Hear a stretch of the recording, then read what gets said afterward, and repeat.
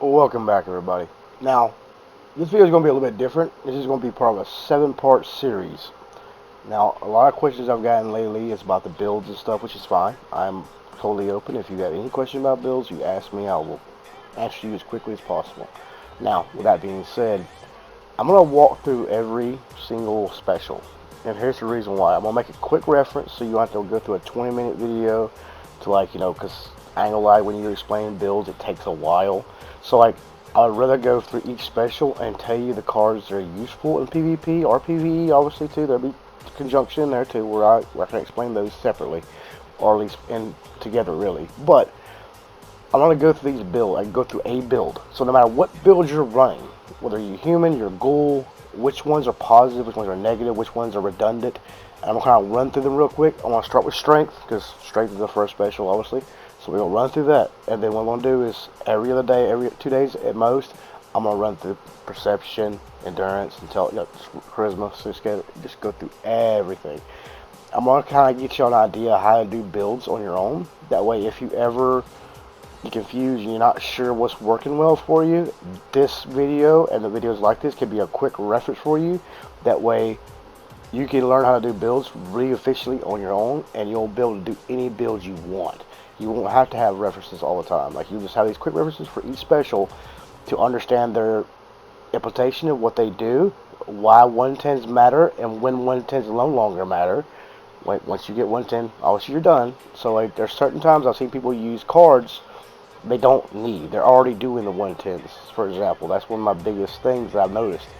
And I'm trying to help y'all understand that. That way, in future reference, if I'm not around, if I'm busy, this will give you a reference to go to and make it a lot easier for you to understand the builds, how they work, if they change new things, and obviously I'm going to redo them to an extent, or at least explain new cards, or how cards have changed. But yeah, let's get right into it. Today's video is about strength. So let's run through this. I'm going to explain the cards, which ones are useful, which ones are not, which ones are good for quality of life. We'll go through real quick, guys. See you in just a second. Alright, let's start off simple. Obviously I got Travel Pharmacy on because obviously I have meds on me. But we're going to go down and we're going to go through every single one of these cards and why I use them, what reason I use them, and what weapons I use them with, hopefully kind of quickly. That way it doesn't feel like we're just doing too much information at once. Okay, Arms Keeper out the bat. It can be a good card, but it's not really useful in PvP. PvE is kind of not useful. I mean, it is useful. I don't carry a massive amount of guns on me normally. Now, here lately I had to take some off me. But that's not necessarily, that's a quality of life card. So quality of life is good if you have room in PvP. It's not necessary at all. Arms of Steel is always going to be good with your handmaids, your Elder's Marks, your LMGs. These cards are a must in a build. In PvP especially is a must. Because free game is king when it comes to PvP. So you really want to have this card pretty much at all times. Bandolier, obviously if you have a lot of ammo and stuff on you. I do use this a pretty good bit because I do keep a lot of ammo on me. I file a lot. I usually keep around 5,000-6,000 rounds of each type of gun. Usually like 3 or 4, maybe 5 types of ammo. So I normally do that just for weight issues. If I don't need it, I take it the hell off. Barbarian is a completely useless card. Stop using this card. DR has a cap in PvP. It always has. I have used it and I've taken it off and I have seen zero differences in damage I've taken. Yes, it can push the 110s you receive down a little bit, but it's not that important because your agility is where your tankiness is. Your endurance is, those two are your tanky, endurance and agility. Those are the ones that really matter when it comes down to evasion, when it comes down to just how much health you have. Those two are way more pertinent and way more important. Just like Ironclad is not that important to me personally either. I do use it sometimes, but right now I got 2-star. Normally I have Nocturnal Fortitude on. I just don't have it on right now, that's all. But I was just running around doing some PvE stuff earlier. Which I ain't gonna lie, PvE it is massively beneficial. It really is. But for PvP, Barbarian is redundant. You're wasting a card. You're wasting a slot, in all honesty, my personal opinion. Basher is really amazing if you use a bash minigun. It's really fucking good. It's really good in PvE or PvP. The only problem with PvP is you gotta get close. So that's the thing. It's kind of hard to get close. You can do it, 100%. You can do it. just realize you're gonna be at a deficit when you fight this way. Same with bare arms, because I would use these in conjunction on a bash build. Absolutely 100%, because you want to build your bullet storm, get more damage. This car has been completely blockers. It's not worth it. It's pointless now. You had to physically block. So R1, you know, if you had a melee on your hand, you push R1. That's blocking. So that's it. Like I guess it could be useful, but it's very niche, not great. Bloodluster is an amazing card. This is actually one of the. It's really a strong card for melee, especially with bleed effects. So like the Ultrasight Gauntlet, you know, the Scythe, the Sheep Squatch, etc. Anything that uses bleed, especially a heavy amount of bleed, 1000% use this, because this thing will do a massive amount of damage really quickly. Because it does, like, you get more damage with less variation. There's nothing negative about that. But yeah, you know, your Sheep Squatch may drop 500 damage. Technically, it does reduce like all of that damage, but you're doing it in a short amount of time. So it's just like percentages. So yeah, you're doing slightly less, but you're doing way more because it's doing faster, way faster. So it's the same thing. It's like, yeah, my gun shoots, you know, my gun shoots a little slower. That does 1,000 damage. Well, mine does 750, but my gun shoots faster than yours, like twice as fast. So it's all about rate of fire. Technically, still, that's always going to be a thing in PvP, rate of fire. So look at this like a rate of fire thing. You boost your rate of fire while still keeping a massive amount of damage that hits quicker. So always use that, especially in a melee build with bleed. 100% use that card. Bone Shatterer. Let's go to actually 3-star. Great for PvE, great for PvP, but it only works against people outside PA. So auto axe, obviously, bash. Technically, bash meaning is not. Excuse me. Let me rephrase that. Bash meaning is not affected by this. However, the auto axe, Sheep Squatch, Warglaive, etc. They're all are benefiting from this. So you can push your damage a little bit further. So that means if they have DOT, that limb damage, that if you do cripple them, that gets applied to your DOT as well. It's not just the ballistic. It applies throughout the whole weapon. So if you're hitting for, I don't know, 1,000 fire for let's say 7 seconds, well, that 75% limb damage, if you cripple them, it applies to your DOT as well. So it's going to do even more damage to DOT, and DOT is where it's at when it comes to melee. Like melee is literally always been about DOT and rate of fire technically, because you know 110 is fast, really fast. It's the auto axe obviously got nerfed to oblivion. It works if you're feral. It works really well, but it's, you know, you have to be feral, so you're giving yourself a massive nerf to do a ridiculous amount of damage, but at the same time you're really squishy. So it's up to you. Brick Wall. Now, I don't really like this card, and you'll see why in a second when I go down to end.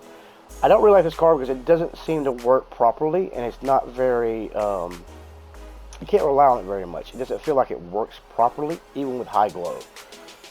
There's a better card than this, and I'll show you in just a second. So, honestly, Brick Wall is, I wouldn't even worry about putting in your build. Okay, bringing the big guns, obviously is good, but this only applies to guns that need it, like the Gauss or the minigun, like the actual ballistic minigun, or the Gauss or something like that. Like, those obviously benefit from that, but this is not the whole thing about the 110 I was telling you about. I refer to a lot. If you have a gun that's shooting for 110s at 7 bullet storm, you don't need bringing the big guns. It's a wasted card. PvE wise, yes. PvE wise, yes. You can go above 110, no question. So like, and PvE is great, but in PvP, it's not useful if you're already getting 110s at 3, 4, 5, 6, 7, whatever the hell your bullet storm's at. If it's already there, you don't need this. It doesn't benefit you in any way. The only way it can benefit you is if you're like shooting grenades. That's the only way, because that boosts DOT. The 110 is still there. It still exists. So if you have 7 bullet storm and you're hitting 110s, and you're at 20 bullet storm and you're at 110s, it's a wasted card. That's 3 slots you've wasted. It's just pointless. So just keep that in mind. Bullet storm is needed on a lot of the bigger guns, and obviously some of the bigger guns need this and bring the big guns. But LMG, obviously one of my favorite weapons, this is all it ever needs. It never needs bring the big guns. Never, ever. Like, you'll hit 110s long before you hit 10 stacks. Like, I've never hit anyone and not hit 110 before 10 stacks, ever. So Yeah, easy target is great, and that is one of the most powerful cards in the game when it comes to PvP and PvE. This thing is stupid strong. If you cripple somebody in PvP, this thing, yes, it won't push your 110s further. Now, just in case you're wondering, if you're already hitting 110s and you cripple somebody, you don't do more 110s. However, what it really does is staggers the shit out of them, because if you use a one-gun army for LMG, you're staggering them. It makes them harder to recover, the animation. So, like, you technically do the same amount of damage, but it's harder for them to heal. Like, their heals don't... It loads, but it seems like there's like a little small buffer where it doesn't allow you to heal fully when you're in a fight. So just keep that in mind. That easy target is disgusting. Like, it's really good. PvE, PvP-wise, full charge, I mean, it's not really that great. I mean, I guess you run choo-choo builds, maybe, but fusion cores is not that hard to fucking get, let's be honest. So it's kind of a dead card for PvE and PvP. It's not really that useful. Heavy hitter is good, and it does work really well, but it's very niche to a degree. You need to be doing a power attack damage. So obviously no power tools, so you had to be running and smack somebody with R2, or for Xbox, you'd be your lower button equivalent to R2, not your bumper, but the one below it, your right trigger. So like when you're running and you swing a weapon, any melee, it is a power attack. It is literally a power attack. So it's the same thing as standing still, hitting your right bumper, or hitting R1. It does the same exact damage. The only difference is you're moving. So this could be very useful, and I do use it sometimes, but there is other cards that are really useful. So this is my preference thing, and it does work, and it does do really well. So it will give you that 25% power attack. Here's the thing. Like I said, with the melee, you're doing your 110s already. So this influences your DOT more than anything. So that's 25% more DOT. More bleed, more fire, more poison, etc. Great card, and it's very useful to any build. Just like Incisor, it's never not needed. I use Incisor in every melee build ever made. There's no reason not to use Incisor, because it literally negates their DR. So it's easier to hit 110s, which are ballistic, and also you do more DOT. They avoid less DOT straight from, like, say, from their cards. So if you're running Funky Duds, it actually nerfs their Funky Duds a little bit. Not massive, but it does. So just keep that in mind too. Alright, Iron Fist, if you're using any weapon that's a gauntlet, so Ultra Fist, Ultrasight Fist and all that, absolutely use this. Because the higher you push your DR in your build, the more damage your fist will do. Literally, what it says is exactly what it does. So you can literally push your DOT and all that stuff. You can push it really, really, really high. PvE or PvP wise, this is super damaging. Kneecapper, it's kind of redundant, honestly. I mean, it's good, but it's like Bone Shatter is better. Yeah, it costs one more point, but I would give up a point for 25% more damage, and obviously that applies to DOT. I would pick that over this. This can work, and if you're making a build where you only have 2 slots available, yeah, use it. If you can't put Bone Shatter in, you have too much stuff in there, like you got Martial Arts, Incisor, and Slugger and all that, and you got all that, and you just, I ain't got enough room, you can use this as a placement, and it'll still do a whole lot of damage, and obviously no power tools, so auto axe, chainsaw, buzz blade, yeah, it's not gonna help you. Lock and load, obviously always use lock and load if you use Bulletstorm, like preferably. Like you want to keep Bulletstorm at least 5 when you're running anything that's Bulletstorm. Bringing the big guns, so you obviously want 5 or 10 if you get a max, you get a max 20 in your clip. Like you definitely want to use this because it just speeds up the process. You don't have to worry about rebuilding all your damage back up, and your reload speed obviously gets influenced by this, which is actually really good itself. That by itself is actually good. Even if it wasn't the damage, keeping the damage or keeping it, easier to get to, the reload speed itself will be worth it. These are good. To be fair, it does do good for pepper shakers, for example, because pepper shakers do lose a lot of range when you're fighting. Like when you get further range, it does, like the damage gets drop off hard. So if you're running a big gun that fires more than 3 projectiles, like a pepper shaker or a 2-shot Gauss, for example, because it fires 3 bullets, it does give you a lot of range. So it's easier to hit 110s, or at least get closer to 110s at range. So you can pull back a lot, give yourself a little room. So I would definitely run that on a pepper shaker build, because you do need that for a pepper shaker build, in my own opinion. This is an extremely strong card, because that swing factor, the way less is cool, but it's a swing factor that matters. That swing factor is absolutely brutal when it comes down to what type of weapon you're using at any melee. I use cheap squats with power attack. I've always used power attack for like the longest time. I used to use swing speed, and I like it, but I would rather hit you once and hit you a lot harder in one hit than have to hit you twice to hit the same amount, or at least enough damage to outclass it. So I'll run martial arts a lot just because I get that swing speed. Swing speed is rate of fire. You swing faster, you swing more, you hit more. That's literally it. That's all it is. So if you're running a melee build, make sure you do use this card, or at least try your best to use this card. I will say this though, if you're having room where you're worried about damage, so you're trying to pump your damage out and you don't really have the room for it, it's okay. Use a swing speed melee. So like a sheep squat or glaive, put swing speed on. Don't put power attack like I do. You would probably be beneficial to do swing speed, so you hit a little bit faster, because without swing speed, without using martial arts on my build personally, it swings super slow. So like this benefits me massively because I use power attack on my second star. So like that's up to you and how you roll your armor or weapons, excuse me, and how you use your weapon. But when it comes to PvE, 100% use this. We'll use this motherfucker at all times. This is decent.